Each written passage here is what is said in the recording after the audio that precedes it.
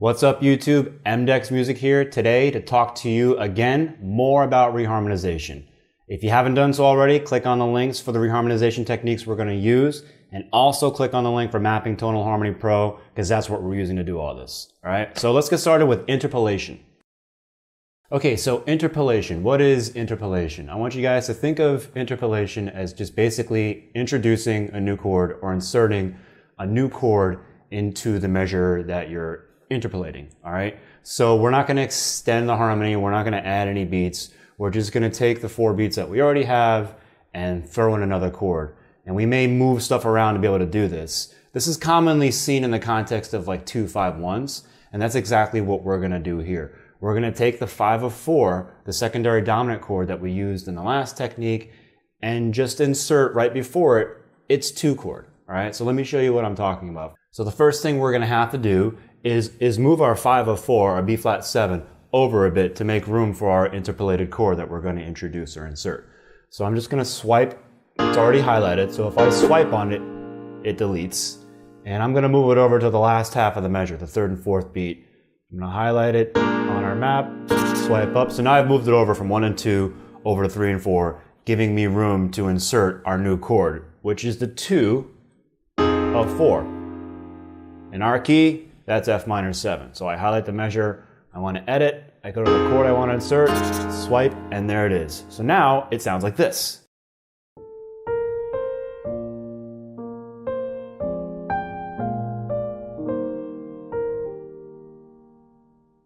So there's our new progression with an interpolated 2 of 4 chord now preceding the B flat 7. That's made the harmony much richer, much more colorful, and pretty cool if you ask me. So what we're going to do now is kind of go back a second. You may remember from a couple videos ago we talked about sub-5s a little bit and how to use those. And we're going to do that here right after this B flat 7 chord. We're going to use the 4th beat of that measure, which is the B flat 7 chord still, and substitute it out for the sub-5 of B flat 7.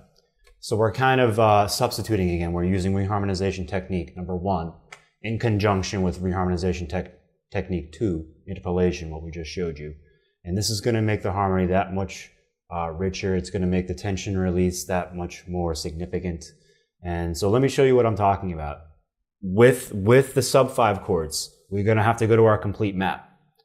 All right. The sub-5 chords are always directly across the circle, all right, from the chord that you're going to insert or substitute out for. So B flat 7's sub-5 is E7. D flat 7's sub-5 is G7. They're always directly across from one another. What makes a sub-5 is the fact that they're both dominant 7 chords, and they both share the same tritone. So anytime you have a dominant 7 chord, like B flat 7, within it, there's that really dissonant interval called a tritone. And E7 has the same exact tritone. Because that tritone is so significant and so has so much weight to it, all right, those 2 chords are interchangeable because they share that tritone. So anywhere there's a B flat 7, in this case, Mapping Tonal Harmony lets me know I can also use an E7 if I want to also. Or I can use both. I can use one to get to the other before going to wherever I'm going, in this case, E flat. So that's what we're going to do. We're going to take the B flat 7 chord that's on the 4th beat of this measure currently and insert the sub-5 of B flat 7, which is E7 because it shares the same tritone, D and G sharp, or D and A flat, depending on which chord you're looking at. All right, so let's highlight the 4th beat of that measure, go to our E7, and insert it. Now we have this cool thing going on in the bass that we've talked about previously too, where we have either stepwise movement or circle of 5ths, circle of 4ths movement, right? So now we have the best of both worlds. We have this cool new rich harmony, tension release, exaggeration, and now we've created this stepwise movement in the bass also. So we're kind of killing 2 birds with 1 stone here. Again, this is using reharmonization technique number 1, which is substituting in conjunction with our interpolated 2 chord that we already talked about previously. So now our progression is going to sound like this.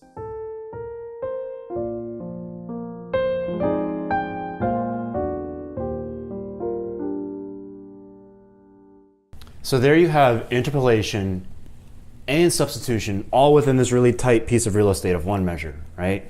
So I want you guys to keep in mind that these rules or these guidelines or whatever you want to call them, you don't always have to do them like this. So we could have left out the interpolation if we wanted to altogether and just stayed on the B flat chord. We could have just gotten rid of this F minor 7. Let's put the B flat chord back in the beginning of the measure. And we could have left it like that, right? So now it's not as busy because sometimes less is more, all right? So you can do this however you want. You can use both techniques or just one or whatever, or leave it alone. The primary chords were really cool when we were playing them, right? So, but the point of the video is how to reharmonize that. So I encourage you to kind of like trial and error this and see what works and what doesn't work for you. And always, always, always consider the melody. We haven't really been touching on that, but everything we've done has jived pretty well with the melody. All right, so that is to say, yeah, I can have this sub 5 on the 4th beat of the measure because the melody note works with it. If I had moved it over here to the 4th beat, or the 3rd beat, excuse me, it wouldn't. So had we put the sub 5 on the 3rd beat of the measure, it would have clashed with the F that's in the melody. So yeah, that F is not part of the chord scale that the sub 5 comes from. So it doesn't work well. But on the 4th beat, the melody goes to D, and that's the 7 of the chord we're using, so it works perfectly. So these techniques have to be always taken in consideration with the melody that you're working with, right? So keep that in mind. You can use all the techniques, you can use one or two of them or whatever, but always while you're doing that, think of the melody, all right? So having said that, what we have on the screen now would sound like this.